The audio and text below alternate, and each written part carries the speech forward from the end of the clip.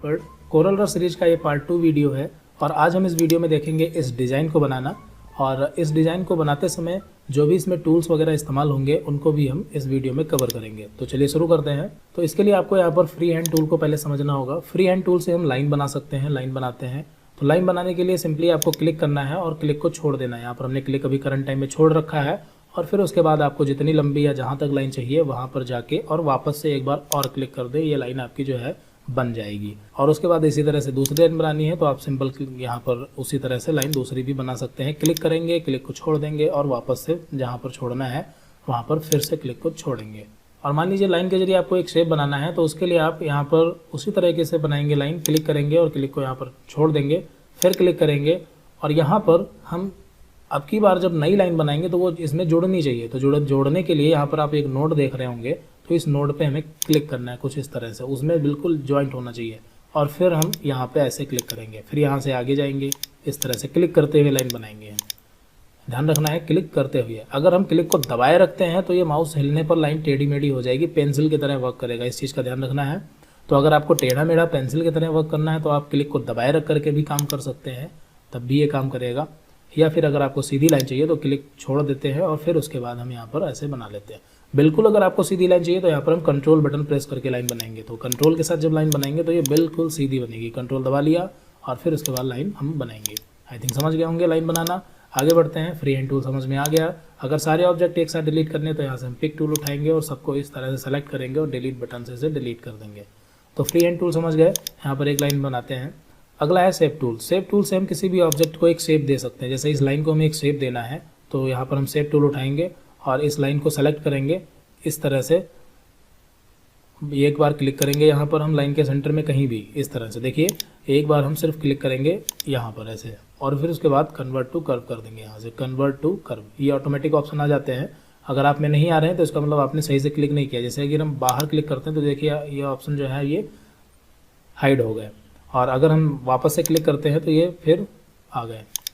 तो यहाँ पर आपको क्लिक करना है और यहाँ से आपको कन्वर्ट टू कर्व कर देना है। कन्वर्ट टू कर्व जब आप करेंगे तो यहाँ पर दो हैंडल आपको मिलते हैं जिससे आप इस लाइन को कोई भी शेप दे सकते हैं। इस तरह से आप इसको आगे पीछे कर सकते हैं या इस हैंडल को आगे पीछे कर सकते हैं। अगर हैंडल को इधर उधर करते समय गलती से बाहर क्लिक हो जाता है तो ये हैंडल चले जाते हैं। तो उसके लिए आपको इसके कॉर्नर पर क्लिक करना है और ये हैंडल ऑटोमेटिक फिर से आ जाएंगे और फिर उसके बाद आप इसे कैसे भी कर्व कर सकते हैं। आई थिंक समझ गए होंगे। एक बार इसे ट्राई करते हैं। तो यहाँ पर हम क्लिक करेंगे और इसे कन्वर्ट टू कर्व करेंगे और ये देखिए यहाँ पर कुछ इस टाइप से शेप बना सकते हैं। आई थिंक समझ गए होंगे। अब देखते हैं कि शेप हमको कैसे बनाना है। तो अब हम अपनी डिज़ाइन की तरफ बढ़ते हैं। कुछ इस टाइप की डिज़ाइन बनानी है तो उसके लिए हम यहाँ पर लाइन टूल यानी फ्री हैंड टूल लेंगे और फिर उसके बाद कंट्रोल के साथ एक सीधी लाइन बनाएंगे। और सीधी लाइन ये जो बन चुकी है फिर उसके बाद हम यहाँ से शेप टूल लेंगे। शेप टूल लेने के बाद इस पर हम एक बार क्लिक करेंगे। क्लिक करने के बाद यहाँ से कन्वर्ट टू कर्व करेंगे और फिर उसके बाद इसे हम यहाँ से ऐसे पकड़ के इतना लगभग इतना कर लेंगे, कंप्लीट है, सही है। फिर उसके बाद यहाँ पर आप ऊपर एक ऑप्शन देखेंगे क्लोज कर्व का है। तो क्लोज कर्व से क्या होता है कि ये एक ऑब्जेक्ट बन जाएगा। देखिए अभी एक ऑब्जेक्ट नहीं है, अगर इसमें हम कलर करना चाहें तो अभी नहीं कर सकते। तो यहाँ पर हम इसे क्लोज कर्व करेंगे और जैसे ही क्लोज कर्व करेंगे एक न्यू लाइन ऑटोमेटिक इस तरह से आ जाएगी। फिर उसके बाद हम पिक टूल लेंगे और इसमें कलर फिल करेंगे। तो कलर हम कोई भी कर सकते हैं, एग्जाम्पल के लिए यहाँ पर हम वही ले लेते हैं। और फिर उसके बाद इसे हम जूम करते हैं ताकि आपको प्रॉपर दिखाई दे। तो हमने जूम कर लिया है। जूम करने के लिए वापस से जूम माइनस करते हैं। जूम कैसे करना है तो यहाँ पर आप देखेंगे ये जूम टूल है। जूम टूल लेंगे और फिर उसके बाद जितना एरिया आपको जूम करना है उस एरिया को जूम टूल से इस तरह से सेलेक्ट कर लेंगे तो ये जूम हो जाएगा। तो यहाँ पर हम पिक टूल लेते हैं और इसमें कलर तो हमने कर ही लिया था और इसकी लाइन को हटाने के लिए यानी इसकी लाइन जो है नन करनी है तो उसके लिए हम यहाँ पर गुड़े के निशान पे राइट क्लिक करेंगे और ये लाइन जो है नन हो जाएगी। इतना करने के बाद इसमें हमें ट्रांसपेरेंसी सेट करनी है। ट्रांसपेरेंसी सेट करने के लिए यहाँ पर एक टूल होता है, नीचे आएंगे तो यहाँ पर ये लिख के आ रहा है ट्रांसपेरेंसी टूल। तो इस ट्रांसपेरेंसी टूल को लेना है और इसमें हमें एक लाइन इस तरह से एक लाइन खींच देनी है। जब लाइन खींचेंगे तो ये लाइन सीधी होनी चाहिए, कुछ ऐसे नहीं होनी चाहिए। तो उसके लिए कंट्रोल बटन यहाँ पर आप यूज कर सकते हैं। कंट्रोल के साथ एक लाइन खींचें और फिर उसके बाद इसे आप एडजस्ट कर सकते हैं। तो हम कुछ ऐसे एडजस्ट करते हैं कि ये जो यहाँ पर बॉर्डर दिख रहा है इसका, ये वाला बॉर्डर, ये बॉर्डर नहीं दिखना चाहिए। तो इसको हम थोड़ा सा पीछे करते हैं और थोड़ा पीछे करते हैं। और ध्यान रखना जब पीछे करें तो सीधा होना चाहिए, या तो फिर आप कंट्रोल बटन के साथ इसको पीछे कर सकते हैं। तो हमने कंट्रोल के साथ इसको पीछे कर लिया, बस इतना परफेक्ट है। उसके बाद अब इसका डुप्लीकेट चाहिए हमें। तो डुप्लीकेट पता है आपको, हम इसको डुप्लीकेट करने के लिए जब मूव करते हैं तो राइट क्लिक कर देते हैं और ये डुप्लीकेट हो जाता है। लेकिन मान हमें इसको डुप्लीकेट करने के साथ में उधर पलटना भी है, तो पलटने के लिए यहाँ से हम इसको कंट्रोल बटन के साथ पलट देंगे इधर इस तरह से। देखिए एक बार कंट्रोल बटन दबाएंगे और यहाँ से इधर से उधर पलट देंगे। माउस को हम मूव करेंगे और फिर यहाँ पर छोड़ते समय राइट क्लिक करेंगे। क्यों? क्योंकि राइट क्लिक अगर नहीं करेंगे तो डुप्लीकेट नहीं होगा ना, तो यहाँ पर हम राइट क्लिक कर देंगे। तो ये राइट क्लिक नहीं हुआ, वापस कंट्रोल जेड करते हैं और इसे हम कंट्रोल के साथ पलटते हैं और राइट क्लिक करते हैं, तो ये डुप्लीकेट हो चुका है। तो इसी तरह से यहाँ पर हमें करना है, इसे यहाँ से पकड़ना है और कंट्रोल के साथ में इससे इधर से इधर पलट के और यहाँ पे डुप्लीकेट कर देना है, यानी राइट क्लिक कर देना है। तो ये बन चुका है।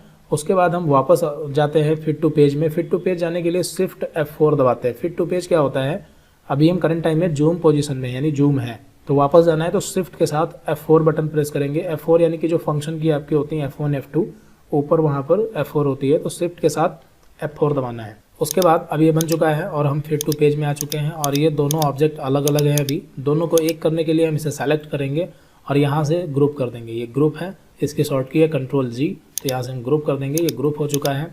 उसके बाद हमें एक पीछे रेक्टेंगल बनाना है। तो रेक्टेंगल बनाना है तो उसके लिए हम क्या करेंगे, रेक्टेंगल एक यहाँ से लेंगे और इस तरह से बना लेंगे और फिर इसमें हम कलर करेंगे। तो जब रेक्टेंगल में हम कलर करेंगे तो लीव जो है वो पीछे चली गई, देखिए ये पीछे चली गई। ऐसा इसलिए क्योंकि हमने रेक्टेंगल बाद में बनाया है तो ये ऊपर है, तो इसे पीछे ले जाने के लिए हम शिफ्ट पेज डाउन का इस्तेमाल करेंगे।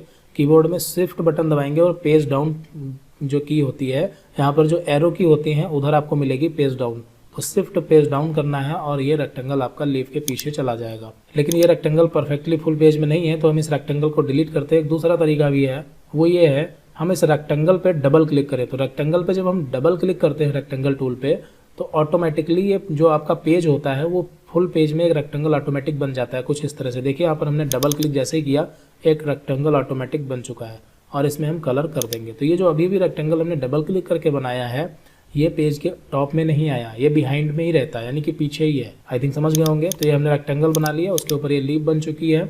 फिर उसके बाद यहाँ पर हमें एक सर्कल बनाना है, तो सर्कल लेंगे और सर्कल छोटा सा बनाना है कंट्रोल बटन के साथ। ध्यान रखना है कंट्रोल के साथ बनाना है ताकि आपका गोल बने, और इसमें व्हाइट कलर कर लेंगे। तो ये हमने व्हाइट कलर कर लिया।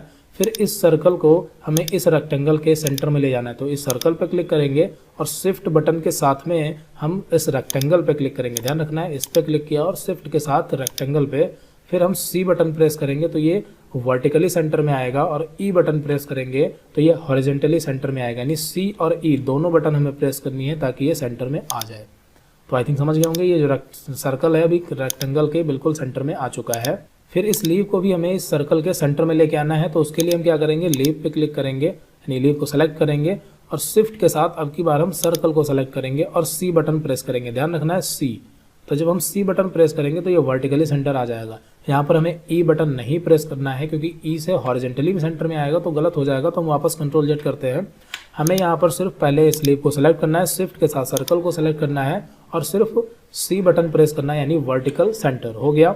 फिर उसके बाद हम इस लीव को नीचे बढ़ाएंगे, तो इस लीव को नीचे हम एरो से भी बढ़ा सकते हैं। एरो से टाइम लग रहा है तो हम इस क्रॉस के, जो आपको यहाँ पर क्रॉस निशान देख रहे हैं, इस क्रॉस के साइन पे क्लिक करके और फिर इसको हम नीचे मूव कर सकते हैं। और नीचे मूव करते समय अगर माउस हिल जाएगा तो ये फिर से थोड़ा इधर उधर चला जाएगा, तो उसके लिए कोई दिक्कत नहीं है। हम वापस से इसको सेलेक्ट करके शिफ्ट के साथ इसको सेलेक्ट करके C बटन प्रेस कर सकते हैं, तो ये वापस सेंटर में आ जाएगा। आई थिंक इतना आप समझ चुके होंगे। फिर उसके बाद इस लीव को सेलेक्ट करना है और एक बार और क्लिक करना है। एक बार और क्लिक करेंगे तो रोटेट के साइन आएंगे। तो ये रोटेट कैसे होता है तो पता होगा, यहाँ से आप रोटेट कर सकते हैं। तो ये जो रोटेट हो रहा है अभी करंट टाइम में, हम Ctrl+Z करते हैं, तो यहाँ पर आप सेंटर पॉइंट एक देख रहे होंगे, तो ये अपने सेंटर पॉइंट के चारों तरफ रोटेट होता है। अगर इस सेंटर पॉइंट की पोजीशन हम बदल दें, जैसे हमने यहाँ रख दिया, तो अब ये अगर रोटेट होगा तो ये कुछ इस तरह से रोटेट होगा। आई थिंक समझ गए होंगे। तो हमें क्या करना है, इस वाले मतलब जो लीव का सेंटर पॉइंट है, इस सेंटर पॉइंट को उठा के हमें सर्कल के सेंटर में ले जाना है इस तरह से। और जब हम सर्कल के सेंटर में ले जाएंगे तो उसके बाद में इसे हमें रोटेट करना है ऐसे। तो जब हम इसे रोटेट करेंगे तो यहाँ पर भी ध्यान रखना है, रोटेट करते समय कंट्रोल बटन प्रेस करके रखेंगे और कंट्रोल के साथ इसे रोटेट करेंगे। तो कंट्रोल के साथ हम किसी भी एंगल पे फ्री नहीं रोटेट कर सकते, बल्कि ये कुछ इसके फिक्स हैं। तो इस तरह से बस इतने पर हम इसे छोड़ देंगे, यानी डुप्लीकेट कर देंगे राइट क्लिक से और तुरंत Ctrl+D प्रेस करेंगे और ये डुप्लीकेट इस तरह से चारों तरफ हो जाएगा। वापस हम Ctrl+Z करते हैं, एक बार फिर से देखते हैं कैसे हुआ। तो सिंपल एक बार क्लिक करेंगे, एक बार और क्लिक करेंगे और सेंटर पॉइंट ऑलरेडी यहाँ पर है। फिर हम यहाँ पर कंट्रोल बटन प्रेस कर लेंगे और माउस को यहाँ पर इसके कॉर्नर पे ले जाएंगे और यहाँ से इसे हम इस तरह से रोटेट करेंगे। और यहाँ पर लेफ्ट क्लिक छोड़ने से पहले यहाँ पर हम राइट क्लिक प्रेस कर देंगे और ये डुप्लीकेट हो जाएगा। फिर उसके बाद हमें कंट्रोल डी प्रेस करना है इस तरह से, और ये डुप्लीकेट होता चला जाएगा। फिर उसके बाद हमें इस सेंटर वाले सर्कल को डिलीट कर देना है और बाहर से एक सिलेक्शन बनाना। ध्यान रखना यहाँ से ऐसे नहीं, वरना ये रेक्टेंगल मूव हो जाएगा। हमें एक बाहर से सर्कल बनाना है ऐसे, जिसके अंदर ये पूरा ऑब्जेक्ट आ जाए। फिर इसे हम ग्रुप कर देंगे और उसके बाद एक बार और क्लिक करेंगे और इसे हम कंट्रोल के साथ फिर से रोटेट कर लेंगे और यहाँ पर राइट क्लिक करके डुप्लीकेट कर देंगे। तो ये कुछ ऐसा शेप बन जाएगा। तो इस शेप को बनाना बहुत ही आसान है, बस इसके जो टूल हैं, फ्री हैंड टूल के बारे में, शेप टूल के बारे में आपको पता होना चाहिए। ओके, सो इस वीडियो में इतने रखते हैं और मिलते हैं अगली वीडियो में। और अगली वीडियो में हम कोई नई डिज़ाइन और नए टूल के बारे में पढ़ेंगे। ओके, सो मिलते हैं अगली वीडियो में। Thanks for watching this video. Subscribe now and press the bell icon. Never miss an update.